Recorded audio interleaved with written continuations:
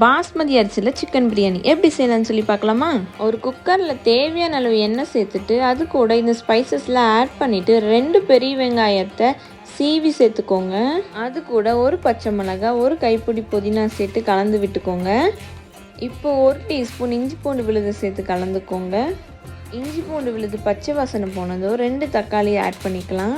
அது கூடயே 1/4 டீஸ்பூன் மஞ்சள் தூள், 1 teaspoon chicken masala, 1 teaspoon Kashmiri மிளகாய் தூள், 1/2 டம்ளர் தண்ணி சேர்த்து கிரேவி கன்சிஸ்டன்சி ஆகிற வரைக்கும் கொதிக்க விடுங்க. இப்போ தேவையான அளவு உப்பு ஆட் பண்ணிவிட்டு சிக்கன் ஆட் பண்ணிக்கலாம். சிக்கனை ஆட் பண்ணிவிட்டு மிக்ஸ் பண்ணி விட்டுட்டு ஒரு 2 விசில் விட்டு எடுத்துக்கோங்க. இப்போ நம்ம 1/2 மணி நேரத்துக்கு முன்னாடி ஊற வச்சுருக்கிற பாஸ்மதி அரிசி ஆட் பண்ணிக்கலாம்.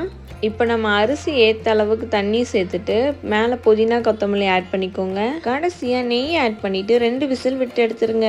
சுட சுட பிரியாணி ரெடி. வீடியோ பிடிச்சிருந்தா லைக் பண்ணுங்கள், ஷேர் பண்ணுங்கள், சப்ஸ்கிரைப் பண்ணுங்கள்.